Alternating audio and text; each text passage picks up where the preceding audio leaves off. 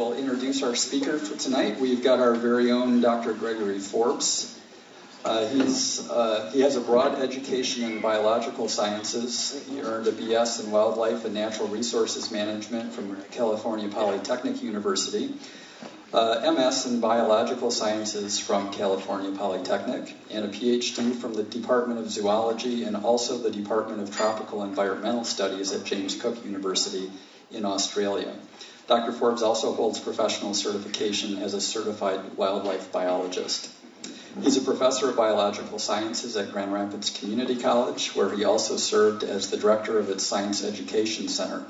He served as the education director for the Michigan Evolution Education Initiative, and now serves as the director of the Institute for Evolution Education, an initiative that expanded the Michigan Project to a national basis. He's also a founding member and a current board member of Michigan Citizens for Science, which is a citizen group that works to ensure quality science education in the public classroom. Dr. Forbes has 25 years of university and college instructional experience. His instructional and curricular development work has included the development of 22 college and university courses in both the biological and physical sciences at 4 institutions, as well as instruction of a wide diversity of courses, such as zoology, natural resources management, geology, tropical ecology, marine biology, and human anatomy and physiology. He served as an editorial board member for Skeptic magazine since 1993, and also authors a regular column in the Michigan Science Teachers Association Journal. In 2004, he was selected as Science Teacher of the Year by the Michigan Science Teachers Association, and he was honored in 2006 as the Freethinker of the Year by the Free Thought Association, now CFI Michigan, in recognition of his efforts to promote free thought and in consideration of his work in the legislative arena to safeguard the teaching of science in public classrooms. Please welcome Craig Forbes.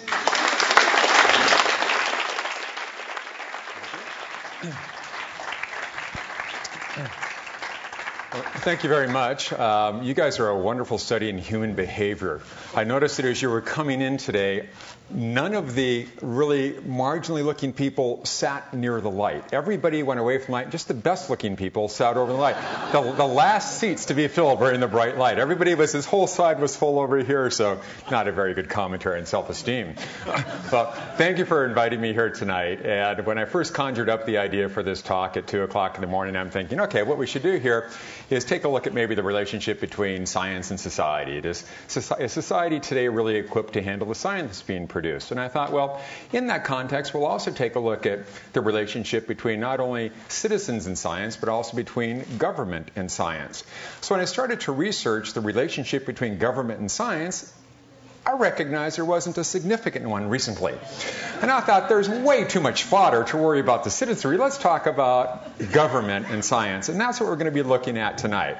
So here's a presentation overview, what we're going to try and look at. First of all, we need to do a quick visit with the First Amendment. And I'll tell you why we're going to do that in just a minute. And then we're going to take a look here, if I can learn how to get the right button.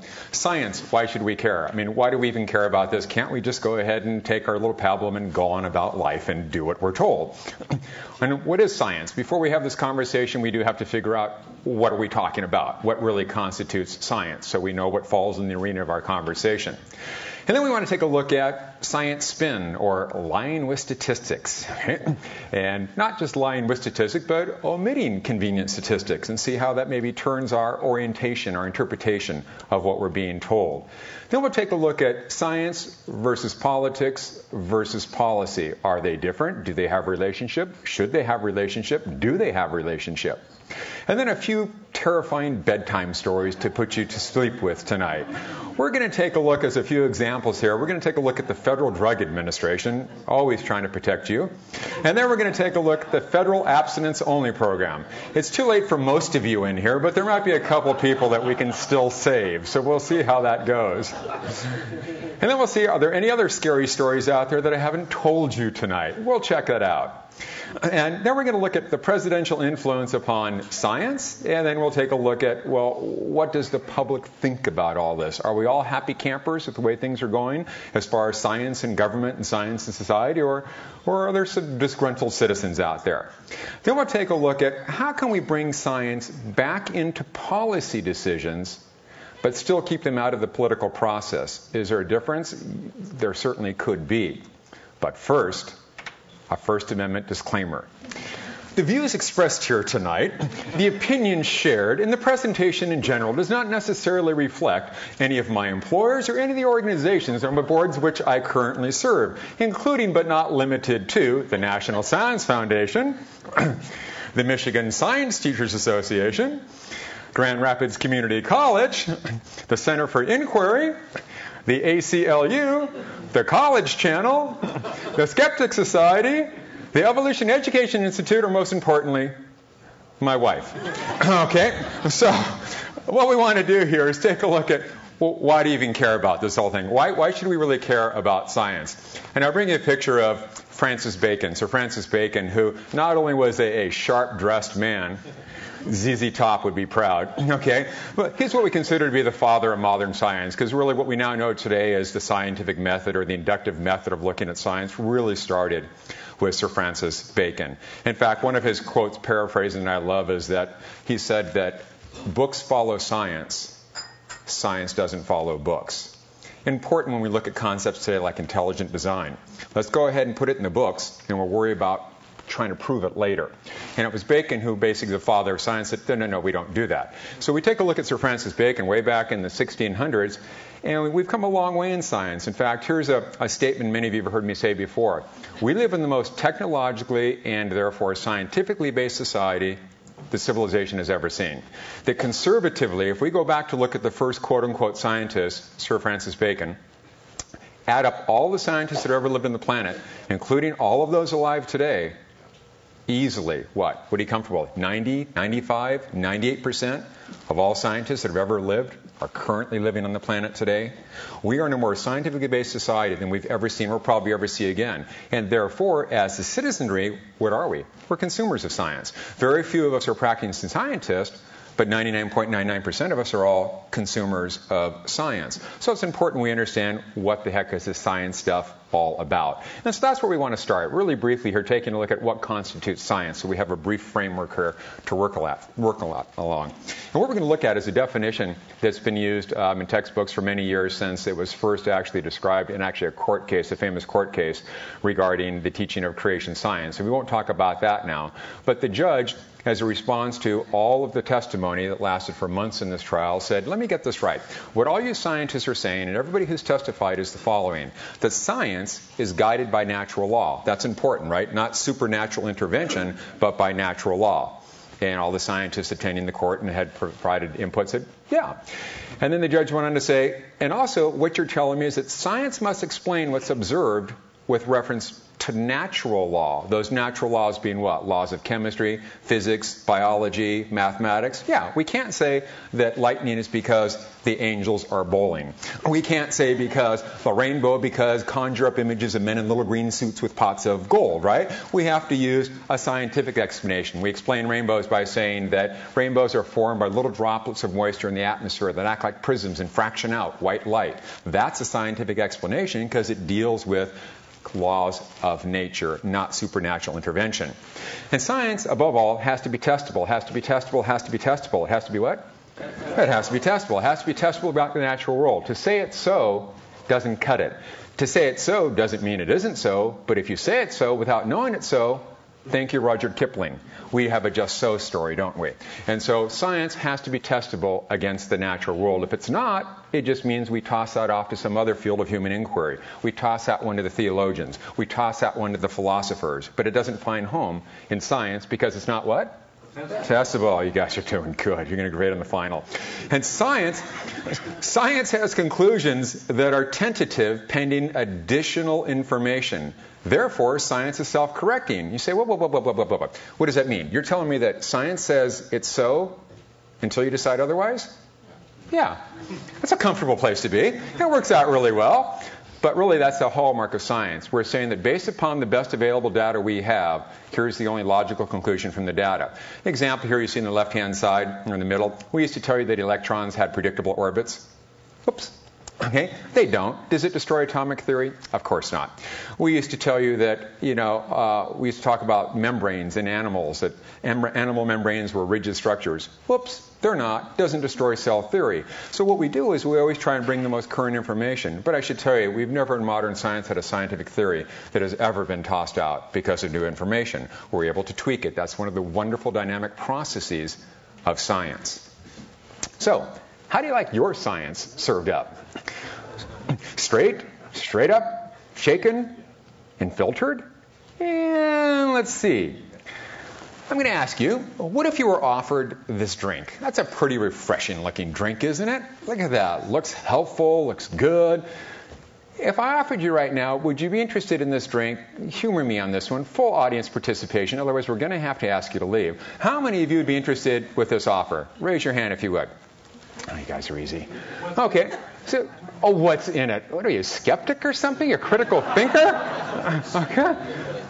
We should have the people who raise their hand already identify themselves so we don't. Okay, so let's see. So apparently we have some people who aren't willing. Obviously, they accepted it based upon my well-known trustful personality. But assuming you wanted more, how about if I tell you it's natural? Okay, apparently it's natural. Okay, now, no, seriously. I mean, if it, how many people now are willing who weren't willing before? I picked up a couple more people who are willing to drink, so it's natural. You want more, don't you? It's natural and it's made from fresh fruit. So all you people who are worried about getting broccoli juice, you're covered, okay? It's not V8, okay? It's fruit juice, so it's natural fruit juice. How many are with me now?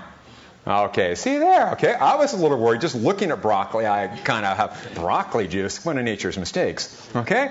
But I don't have all of you yet. How about if it's natural, it's made from fresh fruit, and it's organic?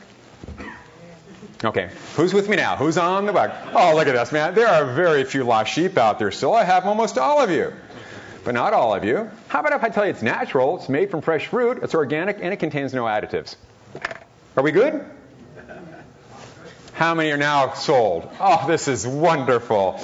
I have some real... Okay, let's take a look here. It's natural, it's made from fresh fruit, it's organic, it contains no additives, and it's sterile. Not will make you sterile, but it's sterile. Okay, who's with me now? I mean, what else do you want? Me to drink it for you? Okay. I'll add a little flavor to it. It's natural, it's made from fresh fruit, it's organic, it contains no additives, it's sterile, it contains apple, cherry, and peach extracts.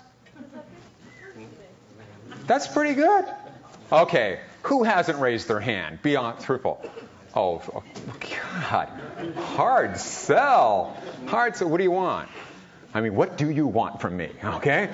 You want more? You're probably label readers, aren't you? Okay? You want to read the label or something? I mean, look at the description. It's natural. It's made from fresh fruit. It's organic. It has no additives. It's sterile. It has apple, cherry, and peach extracts. It also contains cyanide. Because where do we get cyanide? From natural, fresh, organic, non-additive, sterile apple, cherry, and peach extracts. That's where cyanide comes from. How many of you are still happy with an unlabeled bottle? Just look good? Okay? Yeah, okay. So some of you are hard sells. What does that mean? I guess you're not satisfied with just a portion of the data. You wanted all of the data, or at least enough data you thought to where you could make the decision, right? Well, let's see here. Take a look at this picture. Now, we have a little bit of a bleed out on the screen here, but you can see what's happening here? Oh, here's a guy who's driving down this direction, goes through the guardrail, bounces down here in the culvert, the truck flips, does a 360, and lands going the same direction, and he walks away. That's lucky. But is a little data enough? Or do you want some more data? If you get all the data, you find out this guy wasn't just lucky. He was really lucky. So isn't it kind of nice having the whole picture? And we want to ask, do we always get the whole picture when we're talking about science? Our gut feeling is yes, isn't it? Okay. So that's really, would we like to make our own decisions and have all the data to make that decision? Do you think it would work a little better? Because you all know me as a sensitive kind of guy, and I'm known to sit in the evenings reading poetry. And one of my favorite poets is Thomas Gray. And I love his quote, "Where ignorance is bliss, 'tis folly to be wise." I think it was recycled in The Secret Life of Walter Mitty, but this is where it came from. If we take this from a scientific standpoint, is ignorance really bliss? When it came to that fruit drink, had I said you might want to get some more information before you drink it, wouldn't that have been better than just drinking it? Was ignorance bliss for those people? Well, yeah, while they drank it and started seizing as they suffocated. Yeah, that was probably just a blissful event. But when it comes to science, is this how we want our science served? Of course not. We don't want to stick our heads in the sand and then say, well, just tell us what you want to tell us. So what we want to see is science spin. Is science spin happening in our society today, or lying with statistics? Because as I mentioned already, you don't necessarily have to lie with statistics. Convenient omissions work just as well. A lot of us in here had statistics in college, and one of the classic books I love, written in the 1970s, was called Lying with Statistics: How to Make the Numbers Work for You. And it's given to all politicians at birth, okay, instead of a bottle, okay? And so, it depends how you're going to use it. So I love Mark Twain's quote here. There are three types of lies: lies, damn lies, and statistics. Let me show you how this might work. What does this mean? This is from USA Today, where I get all my science. And it said in this article, the number of inmate-on-inmate assaults, you were thinking something else. Now, inmate assaults in all state prisons has risen with the number of prisoners. Look at that. Look at the data from 1999. There were 925,000 prisoners and 23,000 assaults in federal prison. And then look what happened to the population in 2000. It zoomed up to over 1 million. And look what happened to the assaults. Increased by 7,000. Whoa! Overcrowding is causing a problem, isn't it? You don't have enough data. Figure out the percentage. No statistical change whatsoever when you look at the number of assaults to the increase in population. The absolute number of assaults had increased, but so did the prison population. Their per capita assault was exactly the same statistically. But did the article bother to mention that? It wasn't the intent of the article. The intent of the article was we should fund more prisons. I'm not saying that we shouldn't, but data skew, data spin. Here's one from the Grand Rapids Press, my other source of information. It says, when it comes to accidents, seniors are involved in far fewer accidents than young adults. So who should we pull the license away from? The seniors, right? Well, Grand Rapids Press always wanted to give you the data, went on and said, well, look, here's the data. They said, if you're from 65 to 102, apparently there are 102-year-olds driving in Grand Rapids, okay, in the greater area. We wind up with 43,000 crashes. But look at the 16 to 24-year-olds, okay? 160,000. Whoa. That should mean who's more dangerous, the teens or the seniors? Look at the numbers. There will be a test later, folks. Okay, this is full participation, okay? How many vote for more dangerous seniors based upon the data? How many vote for more dangerous teens based upon the data? How many have ever seen a teen drive? Okay. Well, look at that. So clearly it's the teens we should be taking off the road by this data, right? I mean, they've given us numbers, and if they're numbers, it must be true. What's miles driven? Oh, thank you. He's not a plant. We didn't practice this ahead of time. I'm going to name my son after you. Okay. So what happens here then is that we have the data we need. We need the number of miles driven. Who drives more miles, do you think, in that age group? A senior or a teen? A teen. When we normalize the data for the number of miles driven by teens, sure, you don't want to drive with the teen, but clearly the most dangerous driver becomes what? The age 65 to 102. So, yes, they in fact were correct, but they didn't quite normalize the data. In fact, the data led you to believe is later on they went on to say, but look at the data for the teenagers. These are really who we should be watching out for. Here's one for you. We'll just do a couple more. From my favorite book, The Case for Marriage. Married people are less likely to abuse alcohol than unmarried people. And then the book goes on. The whole thesis. Did I hear a like hell down there? Okay. So the whole thesis of the book is that if you get married, then you'll live longer. But what they fail to take into account is it possible that alcoholics don't get married? Or is it possible that alcoholics don't stay married and therefore wouldn't occur in the data set, right? So we need more information, don't we? But that was conveniently lost because the thesis of the book was that you should get married. They also went on and said, okay, now men, quiet. Being unmarried chops almost 10 years off of a man's life. So if you get married, you'll live 10 years longer. Yee! No male commentary in here. Okay. Now, what it doesn't take into account is it possible then that maybe just having a partner, whether you're married or not or just a roommate, reduces the stress of living. Jobs are, the workload is decreased by 50%. You have two incomes. Maybe it just decreases the workload independent of love. Or is it that fact that people who are really stressed and therefore prone to shorter lives are so stressed nobody wants to marry them? Like I'm going to touch that, okay? So, said it seems longer, okay? Okay. I'm personally offended by that. Okay, so can we edit that part out later? Okay, so we really don't have enough of the data set, do we, to figure this out? And here's the last one. This is out of New England Journal of Medicine, where I do get my information.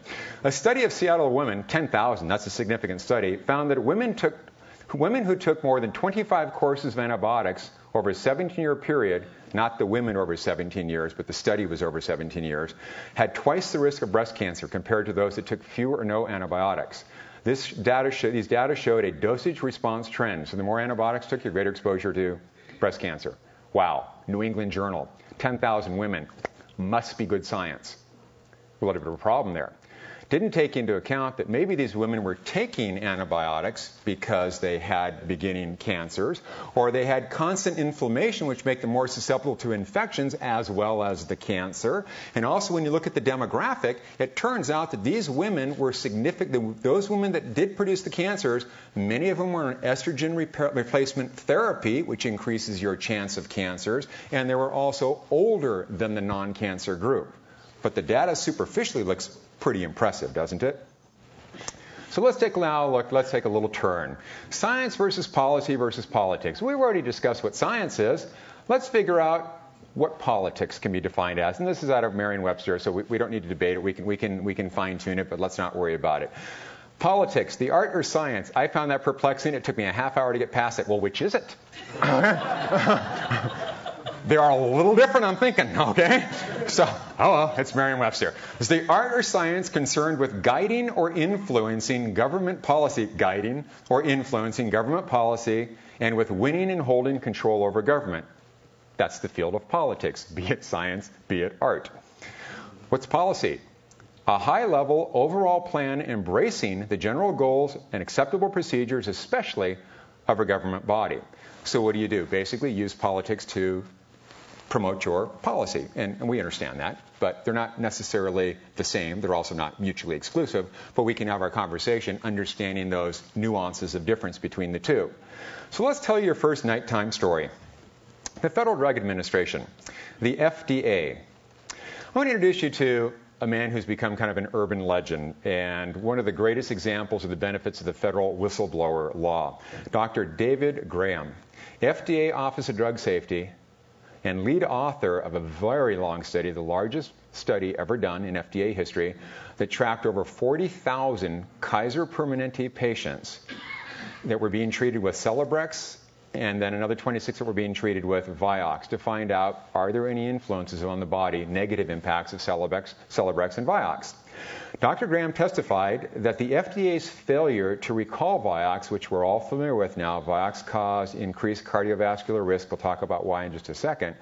But Graham testified in front of Congress that the FDA's failure to recall Vioxx, at his recommendation that it should be removed, resulted in as many as 55,000 premature deaths from heart attacks and stroke, labeling it equivalent of allowing, if you do the math, 2 to 4 jumbo jetliners crashing into each other every week for 5 years.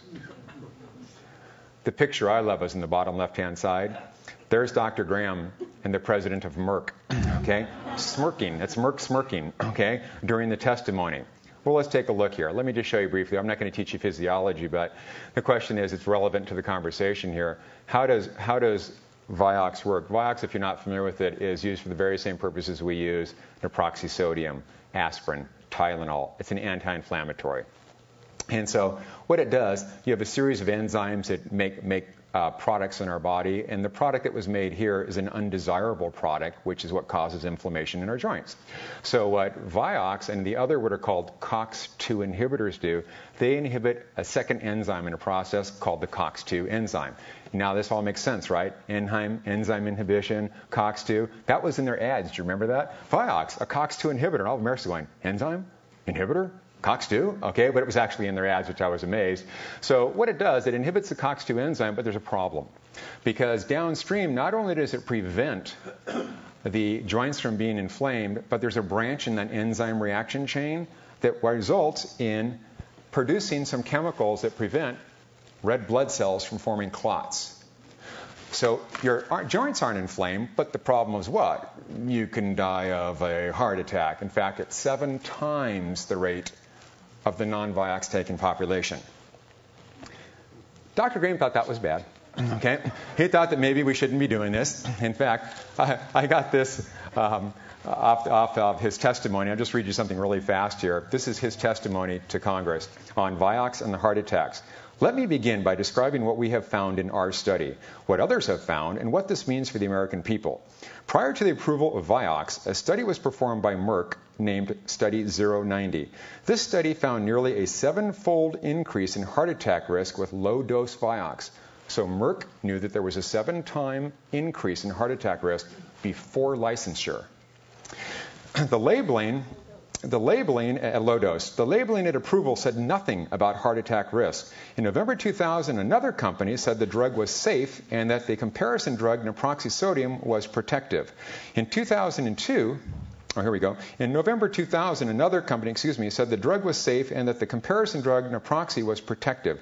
In 2002, a large study reported a 2-fold increase in heart attack risk with high-dose Vioxx, and another study published later reported that naproxen did not affect heart attack risk. Naproxen is, of course, the over-the-counter drug.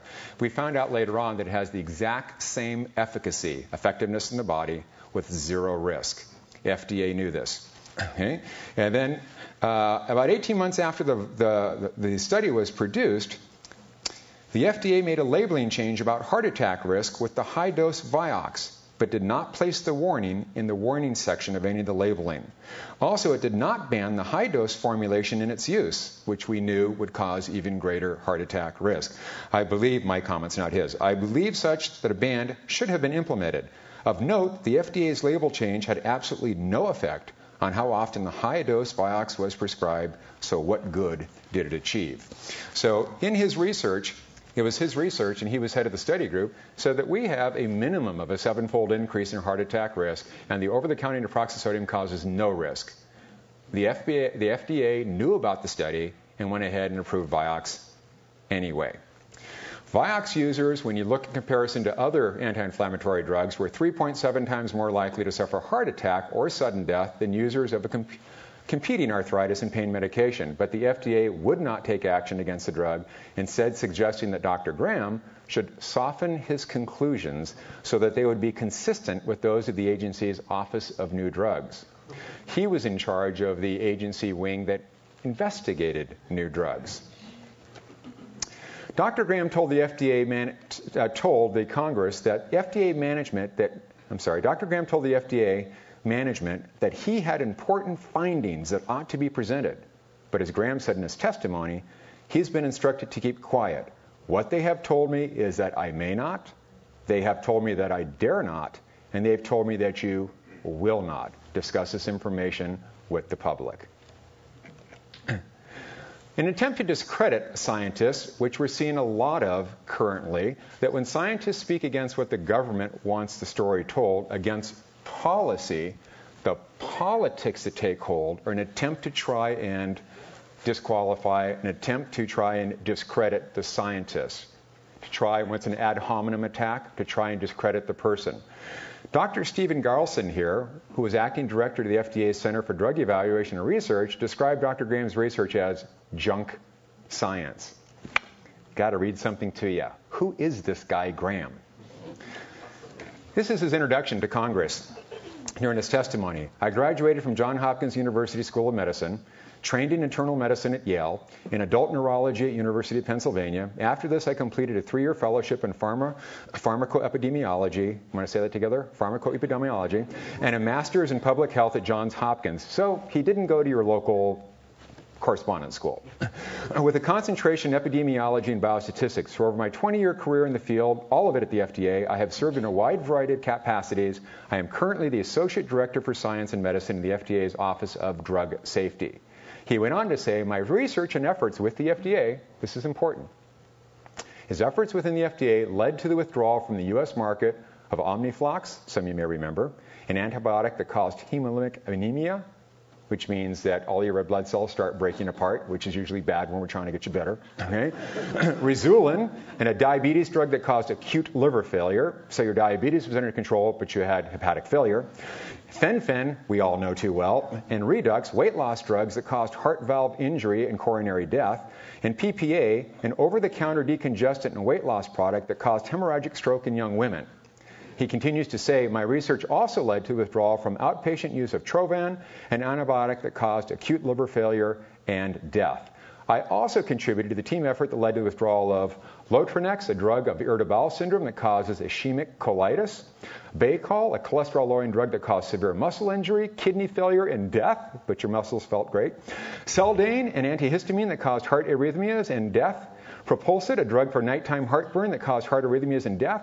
I have done extensive work concerning the issue of pregnancy exposure to Accutane, a very commonly used drug still legal, a drug that is used to treat acne but can cause birth defects in some children who are exposed in utero if their mothers take the drug during their first trimester. During my career, I have recommended the market withdrawal of 12 drugs. Only 2 of these remain on the market today, Accutane and Areva, a drug for the treatment of rheumatoid arthritis that I and a coworker believe causes unacceptably high risk of acute liver failure and death. You wish you'd get some experience, don't you? Okay? Because that's clearly junk science. Jeez Louise, okay? So here's an ad hominem attack, and it works when you know his credentials, but for 99.9% of the public, when you see the account of his supervisor, we can now write him off, right? We can discredit him unless you really know. Here's a man that was the person to make the decision in the United States, and he made that decision. Here's a comment about this whole affair from Jeff Bingaman. The culture within the FDA being one where the pharmaceutical industry, which is the FDA supposed to regulate, is seen by the FDA as its client instead. Before the Vioxx situation, I think a lot of us had great faith in the FDA, and if it was FDA approved, it had been through a lot of testing. We no longer have that faith in the FDA for a whole bunch of reasons. But let's talk sex. In the case I've lost you with all this rheumatoid arthritis and inflammation and heart attack, let's talk sex, okay? Abstinence-only programs. Just say no. Okay? Just say no. So the question is abstinence only the programs that are paid for by our tax dollars? Is it really sex education, or is it more politics than public health? Let's let all of us be the judge.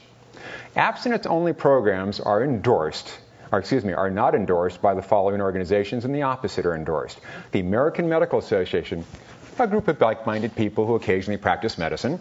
The American Academy of Pediatrics, I think they might know what they're talking about. The American Public Health Association, the American College of Obstetricians and Gynecologists all support comprehensive sex education programs that encourage abstinence.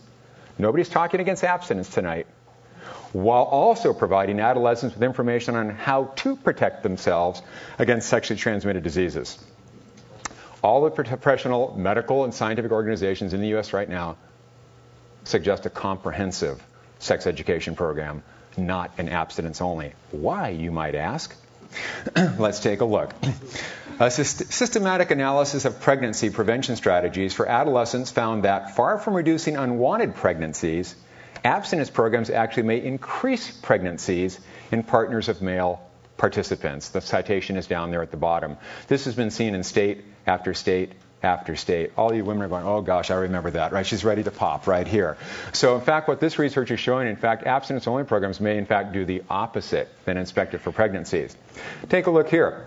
This is from the Union of Concerned Scientists, recent study. The administration distorted science-based performance measures to test whether abstinence-only programs were proving effective, such as charting the birth rate of female program participants.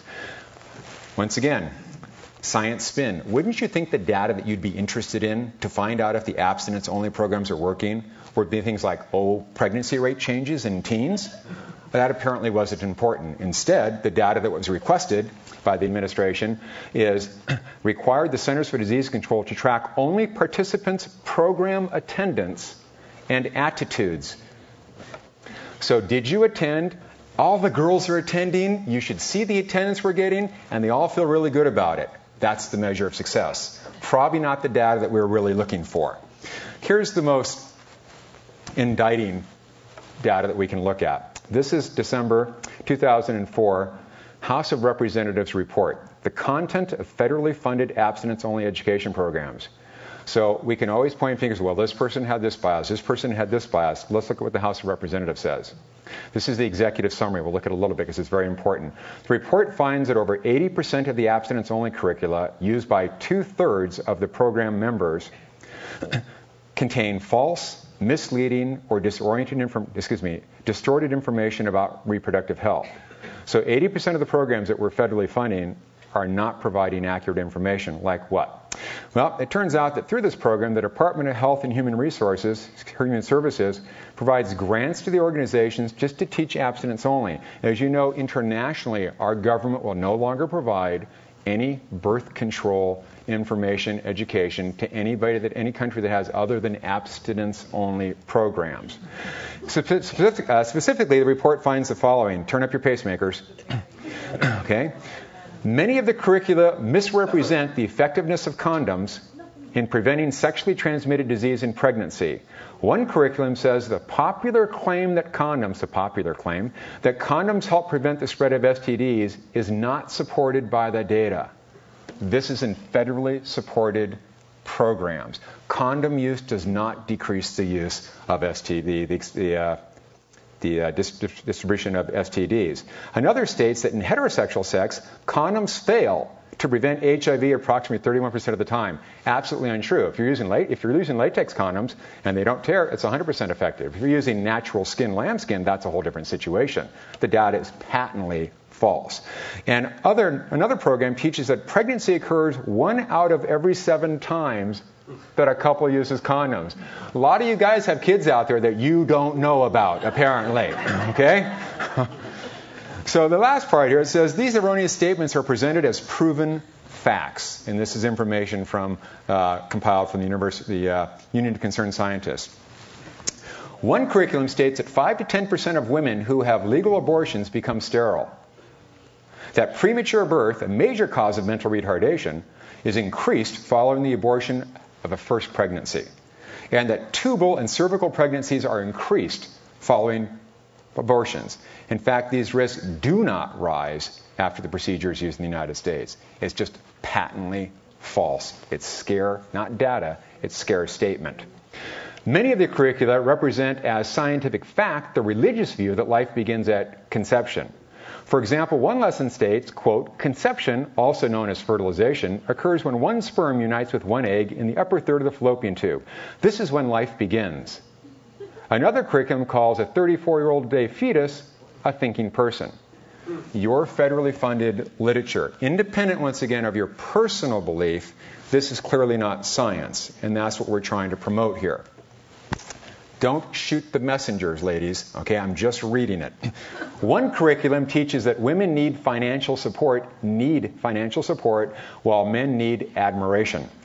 Another instructs women gauge their happiness and judge their success on their relationships, whereas men's happiness and success hinge on their accomplishments. Just thought we'd clear that up for you with your federally funded tax dollars in the abstinence programs. And then it says, in numerous instances, the abstinence-only curricula teach erroneous scientific information. One curriculum incorrectly lists exposure to sweat and tears as risk factors for HIV transmission. Another curriculum states that 24 chromosomes are found. Of course, it's 23, but why worry about the facts? It's just a federally produced document. And the last one I love here, it says that the report finds numerous examples of these errors. Serious and persuasive problems with the accuracy of abstinence-only curricula may help explain why these programs have not been shown to protect adolescents from sexually transmitted diseases and youth who pledge abstinence, which is a big thing here in Western Michigan, and we're not speaking against it.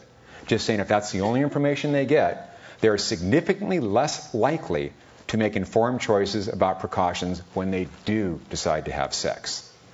Because we're saying don't do it, don't do it, don't do it. We're not saying when you decide to do it, here's how you protect yourself. We're just getting to the federally funded don't do it. And that's obviously not working. Abstinence failure. Hormones might urge you both to say yes, but they won't urge you to make a midnight condom run. When abstinence fails, be prepared. Not allowed to have those conversations in federally funded programs. So what's our abstinence-only forecast for the coming years? For our abstinence-only forecast, we can expect significant teen pregnancy, followed by a high depression with periods of remorse and the possible continued disease. It's not looking good. Last month, a study came out looking at all state and federal programs, and the numbers are very clear. Abstinence-only programs fail almost every single time. So is it health education, or is it a political agenda? Clearly, it's a political agenda, and that flies in the face of the science. When science tells us otherwise, our policy must support the science. We don't throw out the science to advance our policy and then make political roadblocks to the scientists who want to share the proper science. Take a look at this for a second. Science, like any field of endeavor, relies on freedom of inquiry. Are we happy with that? Sure. And one of the hallmarks of that freedom is objectivity. We agree, a learned group like this, I think we're all on the same page, which we will be through the entire quote. Now more than ever, on issues ranging from climate change to AIDS research to genetic engineering to food additives, the government relies upon the impartial perspective of science for guidance. I completely agree with that. And with the man that said it. Apparently, apples do fall far from the tree.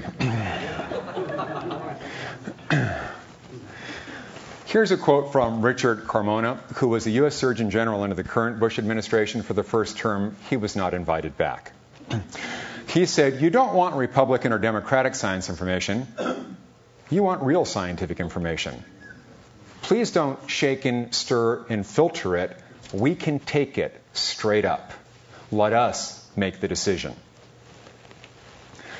Are there any more instances of scary bedtime stories? Yes. I started writing this a long time ago, and I did. And my wife said, "So have you added anything?" "No, but look at this." And she says, "I could hear you yelling in here," because there was a virtual plethora, a cornucopia of opportunities to look at this.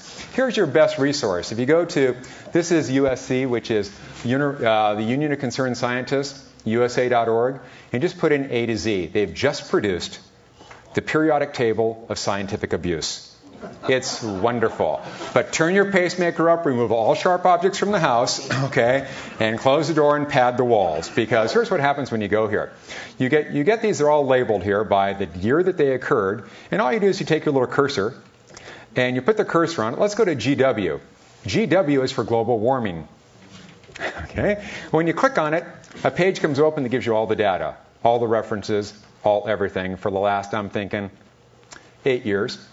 Okay, and it's a pretty important tally for the last, I'm thinking, 8 years. Okay, and the table keeps growing and growing. They repost it about every week, unfortunately, because the periodic table of political abuses of science continues to increase. Here's a very important publication that came out just this month from the Union of Concerned Scientists. In looking at, as the name implies here, federal science and the public good. They say that interference in science threatens our nation's ability to respond to complex challenges and to public health, the environment, and national security. It risks demoralizing the federal scientific workforce. I'm sure that Dr. Graham is just a happy camper and wants to go back to work with the FDA. You can say it demoralizes the scientists and raises the possibility of lasting harm to the federal scientific enterprise. We are not seeing top-notch scientists seeking federal employment anymore. It's just not happening. They'll take entry-level academic positions rather than go to work for the government. Most importantly, it betrays public trust in our government and undermines the democratic principles upon which this nation was founded. That's a pretty impressive indictment coming from the Union of Concerned Scientists. Here's a statement that was signed in 2004. I'm just going to read a couple pieces because I think it's very important. Then I'm going to tell you who signed it. Because you always have to ask yourself, okay, is this Forbes' opinion? Is this a small think tank's opinion? You know, we want to what's the credibility of the statement? I'll tell you that in just a second. This is a scientist statement that was signed initially by 64 scientists and politicians, administrators, actually the last 4 scientific advisors of the last 4 presidents signed this statement. They said that successful application of science has played a large part in policies that have made the United States of America the world's most powerful nation and its citizens increasingly prosperous and healthy. We are where we are because of science. Although scientific input to the government is rarely the only factor in public policy decisions, we understand that. You have economics, you have many other concerns. That this input should always be weighed from an objective and impartial perspective to avoid perilous consequences. Indeed, this principle has long been adhered to by presidents and administrations of both parties in forming and implementing public policies. When scientific knowledge has been found to be in conflict with its political goals, this administration has often manipulated the process through which science enters into its decisions. This has been done by placing people who are professionally unqualified or who have clear conflicts of interest in official posts and on scientific advisory committees, by disbanding existing advisory committees, by censoring and suppressing reports by the government's own scientists, as we've already seen, and by simply not seeking independent scientific advice. Other administrations have, on occasion, engaged in such practices, but have not so systematically nor on such a wide front. Furthermore, in advocating policies that are not scientifically sound, the administration has sometimes misrepresented scientific knowledge, and misled the public about the implications of its policies. They finished by saying the distortion of scientific knowledge for partisan political ends must cease if the public is to be properly informed about issues central to its well-being. And the nation is to benefit fully from its heavy investment in scientific research and education. We spend more on science research and education than any other country on the planet. Why don't we pick the fruit from the tree? In fact, we let the fruit rot and we pretend it never bloomed to begin with. To elevate the ethic that governs the relationship between science and government, Congress and the executive should establish legislation and regulations that would do the following. Forbid the future censorship of scientific studies unless there's a reasonable national security concern. Probably wouldn't apply in the Vioxx situation or in the Abstinence Only program.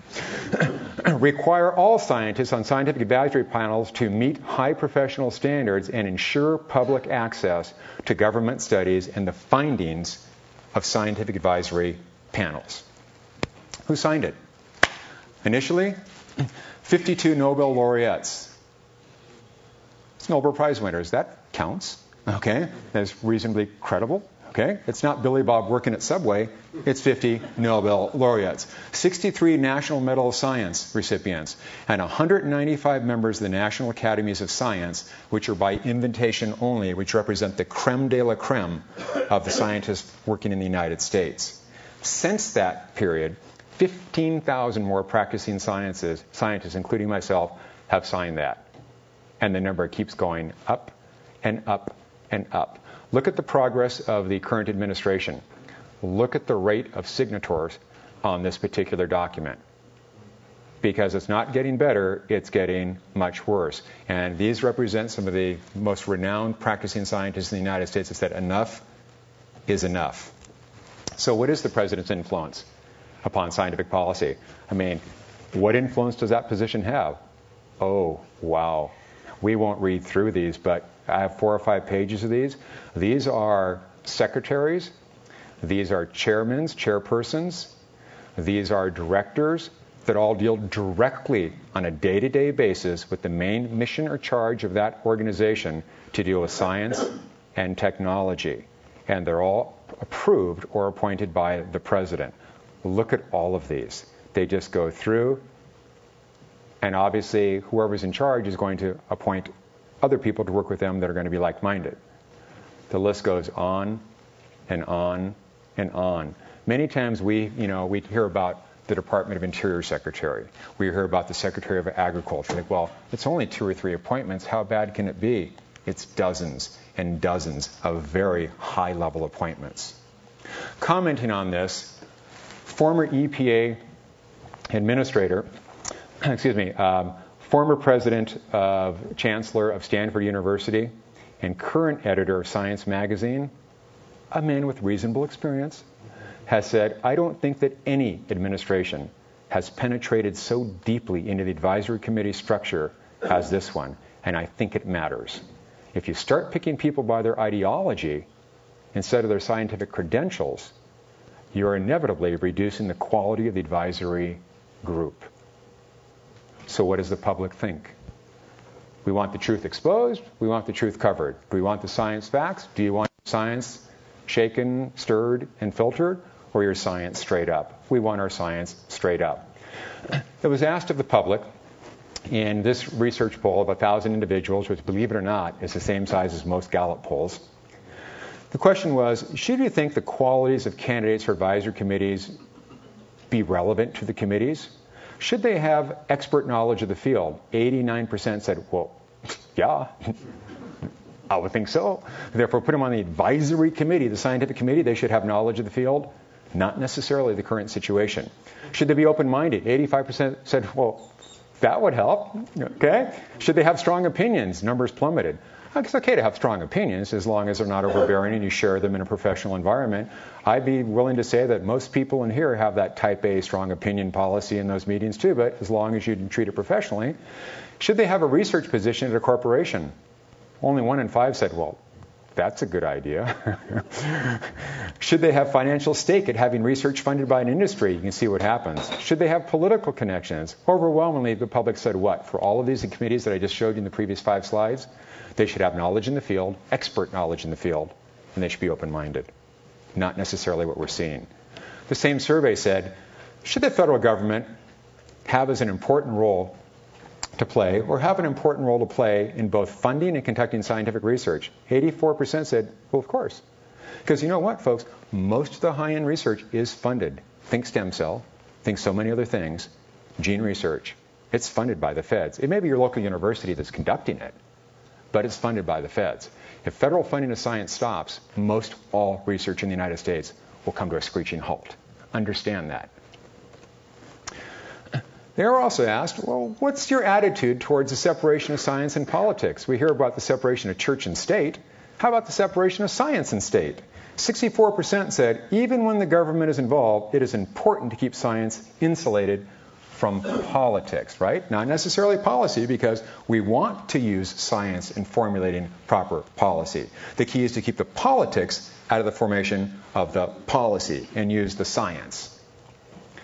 Former EPA director for Nixon and Ford says of today's situation how radically we have moved away from the regulation based upon independent findings and professional analysis of scientific, health, and economic data by the responsible agency to regulation controlled by the White House and driven primarily by political considerations.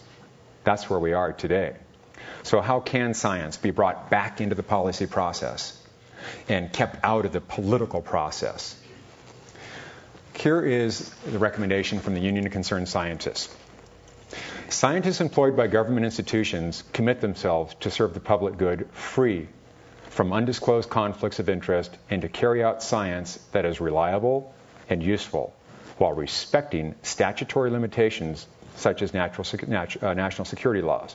Therefore, government scientists should, without fear of reprisal or retaliation, have the freedom to do the following. We hope this will be the case in the next administration, that scientists will have the freedom to conduct their work without political or private sector interference, to candidly communicate their findings to Congress, not to be told they cannot, they will not, and they shall not. To publish their work and to participate fully in the scientific community. To disclose misrepresentation, as Graham did, censorship and other abuses, to have their technical work evaluated by scientific pairs and not political bureaucrats. We call on Congress, the Union of Concerned Scientists says, and the executive branch to codify these freedoms, to establish stronger means for gathering scientific advice, and to take concrete steps to enhance transparency so as to create conditions conducive to a thriving scientific enterprise, which my words do not have at the present time, that will serve our democracy with integrity and bring the full fruits of science to all Americans and to the world. We close with a quote from Kennedy, who says, "We are not afraid to entrust the American people with unpleasant fact, foreign ideas, alien philosophies, and competitive values. For a nation that is afraid to let its people judge the truth, my words, the science, the data themselves, and to judge falsehood in an open market is a nation that is afraid of its people." Thanks for paying attention.